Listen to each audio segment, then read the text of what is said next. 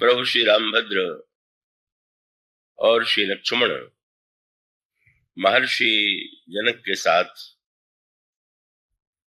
महर्षि विश्वामित्र के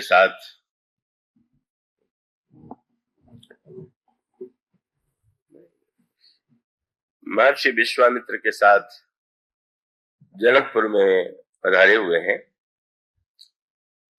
और गोस्वामी जी उस प्रातः काल का वर्णन करते हैं जब भगवान श्री राम प्रातः काल महर्षि विश्वामित्र के चरणों में प्रणाम करते हैं और उनसे आज्ञा मांगते हैं कि यदि आप आदेश दें तो वाटिका में मैं पुष्प पूजन के लिए लेने के लिए जाऊं। महर्षि ने बड़ी प्रसन्नता से आदेश दिया और भगवान श्री राम और श्री लक्ष्मण वाटिका में प्रविष्ट होते हैं। वाटिका में जो दृश्य है उस दृश्य को देखते हैं और भगवान श्री राम को ऐसा लगता है कि ऐसी सुंदर वाटिका तो कभी इससे पहले देखने को नहीं मिली। इतना ही नहीं, प्रभु को ऐसा लगा यह वाटिका तो विश्राम देने वाली। गोस्वामी जी ने पहले वाटिका का वर्णन किया, कितने सुंदर वृक्ष लगे हुए हैं, उसमें लताएं हैं और विविध प्रकार के पक्षी, जिनमें से वे नाम बताते हैं 5 पक्षियों का। उन पक्षियों में गोस्वामी जी 5 पक्षियों का स्मरण करते हैं और वे कहते हैं कि जब प्रभु वहां वाटिका में पधारते हैं तो ये 4 पक्षी जो हैं अपने मधुर ध्वनि के द्वारा प्रभु का स्वागत करते हैं। इतना ही नहीं, मयूर तो आनंद मग्न होकर के नाचने लगता है। इस दृश्य को जब प्रभु देखते हैं तो उन्हें ऐसा लगता है कि यह वाटिका परम आनंदमयी है। और गोस्वामी जी भी कहते हैं कि अब इस वाटिका की प्रशंसा के लिए कुछ और कहने की आवश्यकता नहीं है। क्यों? बोले परम रम्य आराम यह जो राम ही सुख दे, समस्त विश्व को सुख देने वाले हैं भगवान राम। गुरु वशिष्ठ ने जब भगवान राम के नाम की व्याख्या की तो आप उन पंक्तियों को पढ़ते होंगे। उसमें गुरुदेव ने ये कहा कि जो आनंद सिंधु सुख राशि, सीकर ते त्रैलोक्य सुपासी, सो सुखधाम राम अस नामा, अखिल लोकदायक विश्रामा। तो जो समस्त संसार के प्राणियों को आनंद का वितरण करते हैं और जिनके आनंद का एक कण ही सारे विश्व को सुख और आनंद से भर सकता है, और जो समस्त प्राणियों को विश्राम देने वाले हैं, उन ये जो दिखाई दे रहे हैं बालक के रूप में, वशिष्ठ उनका नाम राम ऐसा कह करके रखते हैं। गोस्वामी जी कहते हैं जिस वाटिका में पहुंच करके सबको विश्राम देने वाले राम को भी आनंद और विश्राम की अनुभूति हो, मैं उस वाटिका की शोभा का वर्णन और किन शब्दों में करूं। प्रभु ने वाटिका की शोभा को देखा।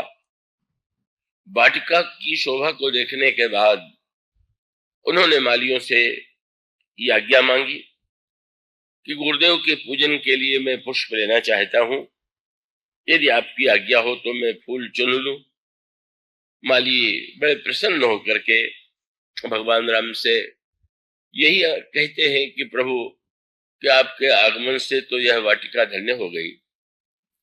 आप अपनी इच्छा के अनुकूल यदि आप आदेश दें तो हम स्वयं पुष्प चुन करके ले आवें, पर आप यदि पूजन के लिए स्वयं अपने कर कमलों से पुष्प लेना चाहते हैं तो आप उसे स्वीकार करें। भगवान श्री राम वाटिका के जो सुंदर खिले हुए पुष्प है उसे दोनों में ले लेते हैं।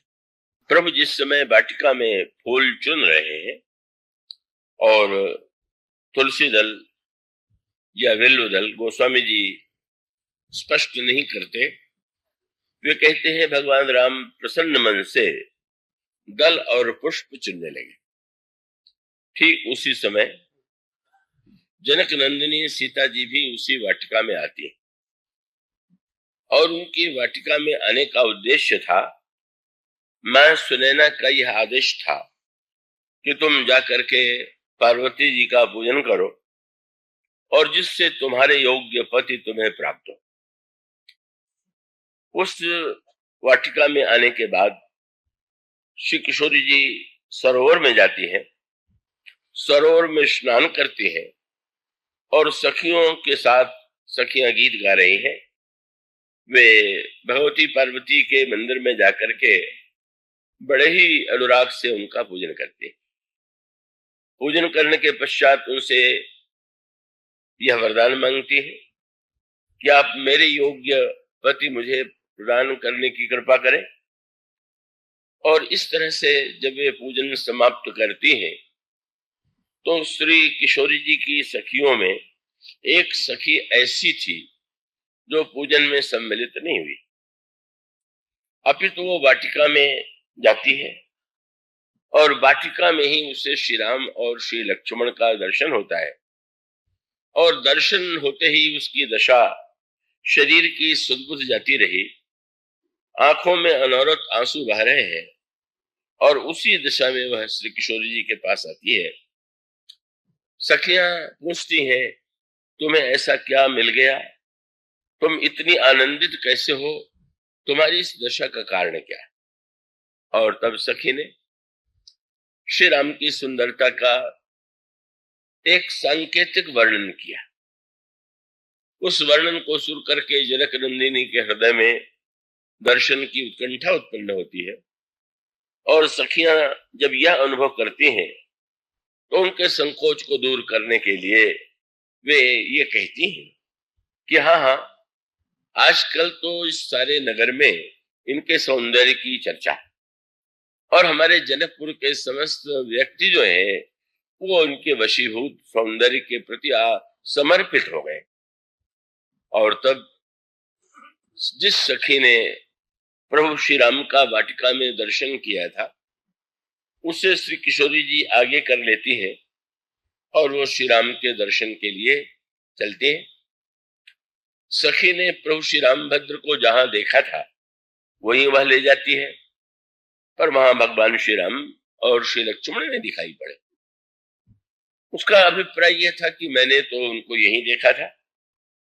जब वहां नहीं दिखाई पड़े तो श्री किशोरी जी चारों ओर व्याकुल दृष्टि से उन्हें खोज रही और तब उन सखियों में से एक सखी की दृष्टि चली गई कि वो लता कुंज की आड़ में श्री राम खड़े और तब उसने श्री राम की ओर संकेत किया और श्री राम की ओर संकेत करके जब उन्होंने जनक नंदिनी सौंदर्य को देखा और तब पहले तो उनके नेत्र अपलक हो जाते हैं, पर उसके पश्चात नेत्र मार्ग से वे प्रभु को हृदय में ले आती हैं, प्रियतम को हृदय में ले आती हैं। और इस तरह से गोस्वामी जी ने श्री किशोरी जी की जो इस समय ध्यान की पद्धति है उसका वर्णन किया। जो ये जो प्रसंग है इसका क्या उद्देश्य है, क्या तात्पर्य है? और इसका उत्तर यही है कि वैसे यह श्रृंगार की लीला, काव्य के जो नवरस माने जाते हैं उसमें श्रृंगार रस का स्थान सर्वोच्च है, ऐसी अधिकांश कवियों की मान्यता है। दो ही रसों को सामने रख करके उनके विषय में चर्चा की जाती है। एक ओर तो करुण रस है, उसकी भी महिमा का बड़ा गायन किया गया। कवियों ने यह कहा कि करुण रस जो है वही सबसे अधिक प्रेरक रस, और कहने के पीछे तो उसका तात्पर्य यह है कि इस संसार में सबसे पहले जिस कविता का सृजन हुआ था, निर्माण हुआ था, उसका उद्भव करुणा से ही हुआ। ये आपने सुना होगा कि महर्षि वाल्मीकि नदी के किनारे बैठे हुए थे और क्रौंच और क्रौंची क्रीड़ा में निमग्न थे। उसी समय एक व्याध आता है, व्याध बाण चलाता है और उसमें जिस समय क्रौंची की मृत्यु हो जाती है और उस समय क्रौंच विलाप करने लगता है, उसकी इस व्याकुल दशा को देख करके महर्षि वाल्मीकि के हृदय में करुणा का उदय हुआ। और तब अचानक उनके मुंह से जो पंक्तियां निकली वही संसार की सबसे पहली कविता है, ऐसी हमारी पौराणिक मान्यता है। उस समय उन्होंने निषाद को शाप देते हुए कहा कि तुम्हें कभी भी श्रेष्ठ लोगों के सभा में सम्मान प्राप्त न हो। तुमने इस स्थिति में कि जब दोनों आनंद में निमग्न थे उनका वध करके उनके आनंद में बाधा डाली। और महर्षि ने जब अचानक अपने मुख से निकली हुई पंक्तियों पर ध्यान दिया तो उन्हें लगा कि ये तो एक कुछ नई सी बात है, ये जो बात मेरे मुख से निकली है वो तो कुछ नए प्रकार से निकली। और तब वे सोचने लगे कि ये जो एक नई शैली जिसका नाम कविता दिया गया का इसका जो उद्भव हुआ है इसका मैं क्या उपयोग करूं। और उसके बाद ही महर्षि नारद देवर्षि नारद से उनका मिलन होता है और देवर्षि नारद से जब ये प्रश्न करते हैं कि इस विश्व में सर्वश्रेष्ठ का सद्गुण संपन्न कौन है, उस समय उन्होंने अनेक सद्गुणों का संकेत किया और महर्षि देवर्षि नारद ने तब भगवान श्री राम के चरित्र और उनकी महिमा का संकेत किया। और तब महर्षि वाल्मीकि ने सबसे पहले रामायण का निर्माण, भगवान श्री राम का के चरित्र का निर्माण जिस ग्रंथ में किया वह वाल्मीकि रामायण। तो इससे स्पष्ट हुआ कि संसार में सबसे पहली जो कविता उत्पन्न हो, ये कविता ने जो जन्म लिया वो करुणा के उदय से, करुणा से उसका उदय हुआ। देखिए कैसी अनोखी बात है और ये समझने योग्य। ये नहीं कि देवर्षि नारद के मन में सबसे पहली जो पंक्ति फूटी हो वह भगवान राम के विषय में फूटी हो। आप श्रेष्ठ कार्य प्रारंभ करते हैं या कोई भी हमारे यहाँ की परंपरा है कि देवताओं की पूजा, देवताओं की वंदना, पर ये बड़ी विचित्र सी बात है कि संसार में सबसे पहली जो कविता बनी उसमें ईश्वर का स्मरण नहीं था। और वह तो स्मरण था क्रौंच और क्रौंची जो पक्षी है जो विलास में निमग्न है, उनकी व्यथा, उनकी पीड़ा को लेकर। और तब उसके बाद उस कविता का उपयोग जो है भगवान श्री राम के चरित्र के लिए किया गया। और ये बड़ा सार्थक मनोवैज्ञानिक संकेत। और इसका अभिप्राय है कि हम ईश्वर की आवश्यकता का अनुभव ईश्वर के नाते नहीं करते। ये नहीं कि वो परंपरा से आप किसी परिवार में आपका जन्म हुआ हो या आपने ये सुना हो कि ईश्वर का स्मरण और ईश्वर की भक्ति करनी चाहिए और इससे आप ईश्वर का स्मरण करें, तो ये तो परंपरा से होता है। लेकिन इसका सूत्र यही है कि जब हमारे जीवन में कोई व्यथा होती है, कोई कष्ट होता है, कोई पीड़ा होती है और तब हमारी इच्छा होती है कि इस पीड़ा को कोई मिटावे। लेकिन यहाँ एक अंतर है कि जब हमारे जीवन में कोई कष्ट होता है, कोई पीड़ा होती है, तो हम चाहते हैं कि कोई हमारी सहायता करे। और तब हमें जो सुनने को मिला है कि ईश्वर सर्वशक्तिमान है, करुणामय है, वो समस्त पीड़ाओं को दूर कर सकता है और तब हम ईश्वर के स्मरण में लगते हैं। पर यहाँ एक नई बात है, ये जो महर्षि वाल्मीकि हैं उनकी करुणा अपने दुख को लेकर के नहीं। आप कृपया इन संकेतों पर ध्यान दें। और उसका अभिप्राय क्या हुआ? रामायण में प्रश्न किया गया कि संत का हृदय बड़ा कोमल होता है, तो आप कविता के माध्यम से बताइए कि संत का हृदय कैसा होता है। तो किसी ने गोस्वामी जी को सुझाव दिया कि मक्खन से बढ़कर के क्या कोई कोमल होगा। तो संत के हृदय की तुलना आप करें कि संत का हृदय नवनीत की तरह होता है, मक्खन की तरह होता है। गोस्वामी जी ने कहा कि ना, ये उपमा तो ठीक नहीं। क्यों? उन्होंने कहा मक्खन को जब आंच लगती है तब वो पिघलता है, पर संत की विशेषता है कि वो अपने दुख से नहीं पिघलता, दूसरों का दुख देख करके पिघलता है। संत हृदय नवनीत समाना, कहा कबिन पे कहीं न जाना, निज परिताप द्रवई नवनीता, पर दुख दुखी सुसंत पुनीता। तो महर्षि वाल्मीकि पर किसी ने बाण का प्रहार किया होता, किसी ने चोट पहुंचाई होती और उनके हृदय में करुणा उत्पन्न होती, तो ये तो साधारण व्यक्तियों में सबके जीवन में होता। आपको अचानक कोई चुप भी जाए तो अगर आपको राम नाम का कोई अभ्यास है तो तुरंत मुंह से राम नाम निकल पड़ेगा। पर महर्षि वाल्मीकि के हृदय में जो करुणा उत्पन्न हुई वो दूसरे की पीड़ा से, और वो दूसरे की पीड़ा में भी जिन पक्षियों को हम अत्यंत साधारण समझते हैं, उस पक्षी के दुख को देख करके वो व्यथित हो गए। तब यूं कह सकते हैं कि मनुष्य के जीवन में ईश्वर की आवश्यकता जो है वो करुणा के क्षणों में ही, पीड़ा के क्षणों में ही होती है, दुख के क्षणों में ही होती है। और उसका अभिप्राय है कि संत का हृदय करुणा में है और वे द्रवित होते हैं, और तब देवर्षि नारद के द्वारा उन्हें श्री राम के विषय में जब सुनने को मिलता है तो ऐसा उनको लगता है कि जीवों की करुणा के और करुणा से प्रेरित होकर के पीड़ा यदि कोई दूर कर सकता है तो वो श्री राम ही कर सकते। इसलिए भगवान राम की वंदना में करुणा शब्द का बड़ा सांकेतिक प्रयोग किया गया। जब गोस्वामी जी भगवान श्री राम की वंदना करने के बाद श्री सीता जी की वंदना करते हैं तो जैसा कि परिचय देने की परंपरा है, पुत्री के रूप में, माँ के रूप में, पत्नी के रूप में भी किसी नारी का परिचय दिया जाता।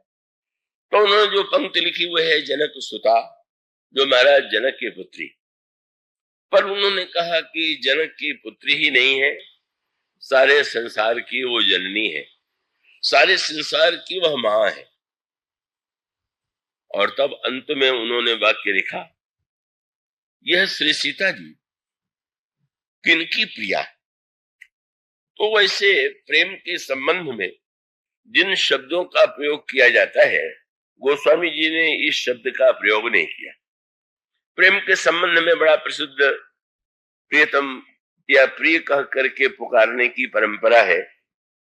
तो गोस्वामी जी लिख सकते थे कि श्री सीता जी श्री राम की प्रियतमा है या श्री राम उनके प्रियतम, पर गोस्वामी जी ने तो बड़ा विचित्र शब्द चुना, बड़ा आश्चर्यजनक शब्द है। उन्होंने कहा अतिशय प्रिय करुणा निधान। श्री सीता जी जो है वो करुणा निधान राम की अतिशय प्रिया। तो ऐसा लगता है कि जैसा नाता हो वैसे शब्द का प्रयोग किया जाना चाहिए। भला श्री सीता जी और श्री राम के संदर्भ में करुणा की क्या आवश्यकता, करुणा का क्या प्रयोजन। पर यह जो करुणा निधान शब्द है, मानो यह स्पष्ट करता है कि भगवान राम और श्री सीता जो है, यदि वे संसार में अवतरित हुए, अगर वे अपने दिव्य साकेत लोक से नीचे उतरे तो उसका उद्देश्य क्या था। इस संसार में आकर के क्या भगवान श्री राम को अधिक सुख मिला, क्या अधिक आनंद मिला।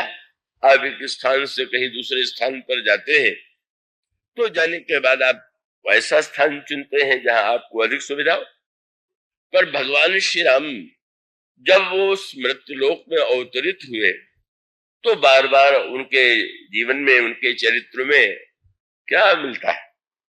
संसार के व्यक्ति उन्हें दे ही क्या सकते थे दुख को छोड़ करके। यूं तो हम लोगों का स्वभाव ही यही है कि अपने पास अगर दुख है तो जितना दूसरों को देते बने, जितना बांटते बने बांटो, और सामने वाला व्यक्ति चाहता नहीं कि वो आया है आपसे प्रसन्नता लेने के लिए कि आपका दुख लेने के लिए आया हुआ। पर भगवान श्री राम तो केवल अवतरित हुए थे करुणा की भावना से। उसका मूल सूत्र है। श्री सीता जी भी अगर अवतरित हुई थी तो उनकी करुणा थी, और वह करुणा का अभिप्राय यह है कि अगर संसार के जीव इतने दुखी हैं, इतने कष्ट में हैं, इतने पीड़ा में हैं, और चारों ओर से यह पुकार हो रही है, तो प्रभु और श्री किशोरी जी स्वयं अवतरित होते। और ये इतने उदार हैं कि भगवान श्री राम मनु की साधना के बाद आए। लेकिन कैसी अद्भुत बात, जब मनु की साधना पूरी हुई और भगवान राम उनके सामने प्रकट हुए, तो मनु की कल्पना यह थी कि भगवान एक किसी रूप में आएंगे। और उन्होंने सामने जब देखा तो दिखाई ये पड़ा कि भगवान राम के साथ उनके वाम भाग में दिव्य तेजोमयी कल्याणमयी और श्री किशोरी जी है। और जैसे अपरिचित जैसा उनको लगा। और तब भगवान श्री राम ने मनु से पूछा, क्या चाहते हो? मनु ने, वस्तुतः मनु की भावना भी वही, और वो भावना क्या है? मनु अगर स्वयं अपनी मुक्ति चाहते, का अनेक व्यक्ति ऐसे होते हैं कि जो जीवन में अपने लिए मुक्ति चाहते, तो मनु तो मनुष्य जाति के आदि पुरुष हैं। और उनकी महानता क्या है? का उन्होंने वह वस्तु नहीं मांगी जो बहुधा ईश्वर से याचना की जाती। उन्होंने भगवान से जब पुत्र होने का अनुरोध किया, तो मानो संसार के अपने जो समस्त जीव हैं, उनके प्रति जो उनकी ममता है, उनके प्रति जो उनके अंतःकरण में एक करुणा की भावना है, इससे उन्होंने प्रेरित होकर के भगवान राम से यही कहा कि महाराज, मैं तो ये नहीं चाहता कि मैं मुक्त हो जाऊं, तो मैं तो यही कहूंगा कि जैसे अनगिनत मेरे पुत्र हैं, आप भी अवतरित हो। तो भगवान श्री राम भी अवतरित होते हैं। तो मनु का उद्देश्य स्वार्थ परक नहीं है, सारे मानव जाति का कल्याण है। और भगवान श्री राम से वे साहस नहीं कर पाए कि वे कहें कि आप मेरे पुत्र बनिए। उन्होंने कहा तो यही कि चाहो तुम ही समान सो। महाराज, मैं तो आपके समान पुत्र चाहता हूं। देखिए, दो विशेषता बहुधा नहीं दिखाई देती। मेरे पत्रिका में गोस्वामी जी ने इसका संकेत किया, और इसका अनुभव आप जीवन में बहुधा करेंगे। जब वो भगवान के सामने गिड़गिड़ाने लगे, तो भगवान ने पूछ दिया, भाई तुम इतने बड़े विश्व में मेरे पास ही क्यों आए? तो उन्होंने कहा, महाराज, संसार में जितने व्यक्तियों को मैंने देखा, तो मैंने जो देखा है कि जिनके पास सामर्थ्य है उनका हृदय कठोर है, और जिन बेचारों का हृदय कोमल है उनके पास सामर्थ्य नहीं। प्रभु अकृपालु कृपालु अलायक, जहां जहां मन ही डुलाओ, तो तुम तजी और कौन पे जाओ। वो तो एकमात्र आप ही है कि जिनमें प्रभुत्व भी है और कृपा भी। तो मनु का अभिप्राय यह था कि महाराज, मैं कैसे कहूं कि आप पुत्र बनिए? मैं यही कहूंगा कि आपके समान पुत्र मुझे मिले। प्रभु बड़े उदार हैं। बड़ा कठिन काम तुमने दे दिया। अब मैं पहले संसार में घूमता फिरूं कि मेरी तरह कौन है, या अन्य लोकों में जाऊं, तो मैं तो यही सोचता हूं कि नृपतो तनय हो हमारी, मैं स्वयं ही तुम्हारा पुत्र बन जाऊं तो अच्छा है। और बाद में जैसे आप दो व्यक्ति हो, आपका किसी से परिचय हो और तीसरा और हो, तो आपका कर्तव्य है कि परिचय करावे। तो मनु से तो भगवान राम की बातचीत हो गई। श्री सीता जी वाम बाग में खड़ी हैं, तो फिर प्रभु ने कहा कि इनको भी पहचान। ये कौन है? भगवान ने कहा, आदि शक्ति, जे ही जग उपजाया। इस सारे संसार का निर्माण जिनके द्वारा वस्तुतः हुआ है। मनो संकेत ये अच्छा कि मनु, सारे संसार के मनुष्य तो तुम्हें ही पिता समझते हैं, पर वस्तुतः सृष्टि का निर्माण करने वाली जो है वो तो यही आदि शक्ति, यही जगह उपदाया। परिचय ही नहीं था। एक नई बात कह दी, क्या? सो अवतरी मोर यह माया का। जैसे आपको कोई मंत्रण दे और आप अचानक कह दे कि एक साथी और मैं लेके आऊंगा, तो कृपण होगा तो बड़ा बुरा मानेगा कि हमने इन्हें बुलाया, आप एक और लेकर के चले आवेंगे। वो हमारे पहले यहाँ भी आया करते थे, कभी कथा भी कहते थे चरणी गोस्वामी, तो कोई ब्रिज की बात कह देते थे कि भाई अगर दो का डर है तो अंधे को बुलाओ क्यों, क्योंकि अंधा अकेले तो आ नहीं सकता है, वो आवेगा तो दो को लेकर के आवेगा। तो साधारणतया एक को निमंत्रण दिया जाए और दो आवे तो व्यक्ति को तो अच्छा नहीं लगता। पर यहाँ तो क्या कहना है, निमंत्रण दिया गया श्री राम को, श्री सीता जी को तो निमंत्रण नहीं दिया गया, पर प्रभु ने उनकी ओर से कह दिया कि ये भी मेरे साथ जन्म लेंगी। मानो मनु ने बड़ा आनंद आया, मैंने मांगा केवल एक को, और कितनी उदार हैं कि इनको पाने के लिए तो मैंने प्रयत्न भी नहीं किया, साधना भी नहीं किया, स्वयं आ गई और आ ही नहीं गई। मैंने प्रभु से कहा, इनसे तो नहीं कहा, पर ये स्वयं अवतरित हो। तो मानो प्रभु के मन में क्या भावना थी, प्रभु मन ही मन हंस रहे थे। अभी तो तुमने मुझसे कहा कि आपके समान पुत्र चाहिए, और जब मैं पुत्र बन करके जन्म लूंगा और मैं थोड़ा बड़ा होऊंगा तो तुम्हें चिंता हो जाएगी कि अब इनकी तरह कोई पुत्र वधू भी चाहिए, तो वधू ढूंढने की झंझट तुम्हें न करनी पड़े, इसलिए मैं इनको लिए करके ही आ जाऊंगा, तुम्हें चिंता करने की आवश्यकता नहीं। और इस तरह से जीवों के प्रति करुणा की भावना से ही अवतार होता है। ये अवतारवाद की मुख्य धारणा है। आप ऊपर बैठे हुए हैं, किसी को नीचे गिरा देखें, और यदि आप ऊपर से नीचे आते हैं तो आपकी करुणा ही तो है। तो इसलिए करुण रस का बड़ा महत्व है जीवन में, इसमें कोई संदेह नहीं, क्योंकि वही मूल है। किंतु बड़े महत्व की बात है कि करुण रस चाहे जितना उच्च कोटि का है, पर क्या कोई सर्वदा करुणा में रहना चाहता है क्या? और इसका उत्तर है कि करुणा का जो आनंद है का उसको व्यक्ति उस आनंद की अनुभूति जो है, कभी कभी आपने देखा होगा, आपने अनुभव भी किया होगा, आप कोई पुस्तक पढ़ रहे हो और उसमें कोई ऐसी घटना आ जाए तो आपकी आंखों में आंसू आ जाते हैं। आप सिनेमा में दृश्य देख रहे हो तो कोई आपने दृश्य देखा, आंसू बहा लिया, पर वो आंसू बहाना केवल एक हम लोगों के लिए बड़ा सरल उपाय है। जीवन में हम आंसू नहीं बहाना चाहते तो चलो चित्र में ही घटनाओं को पढ़ करके ही आंसू बहा करके मानो अपने को संतोष देते हैं कि हाँ हमारा हृदय कोमल। अगर कोमल न होता तो आंसू कैसे आते? किंतु ये जो व्यक्ति है करुणा की भावना से प्रेरित होने के बाद भी अंततोगत्वा जीवन में क्या पाना चाहता है, और इसलिए साहित्य में केवल एकमात्र, भले ही किन्हीं संस्कृत के कवियों ने ये कहा हो और वो अपने जगह बिल्कुल ठीक है कि एको रस करुण एव रस प्रधान, करुण रस ही सबसे प्रधान है, पर जब व्यक्ति जन्म लेता है और संसार में हमारा व्यवहार करते हैं तो हमारे आपके जीवन में सबसे प्रिय रस कौन सा है? और किसी बिना संकोच के कहा जा सकता है कि श्रृंगार की भावना ही मनुष्य के जीवन में सबसे अधिक प्रबल होती है, और इसका स्पष्ट परिचय प्राप्त होता है। पति का पत्नी के प्रति जो इतना आकर्षण, पत्नी का पति के प्रति इतना आकर्षण का परिवार में जन्म हो लेने के बाद भी इतने दूर से आने पर भी दोनों जब एक दूसरे के प्रति आकृष्ट होते हैं तो उसके मूल में श्रृंगार की और काम की भावना ही होती है। और ये जो संसार का जो निर्माण होता है उसमें श्रृंगार रस का ही मुख्य उपयोग है।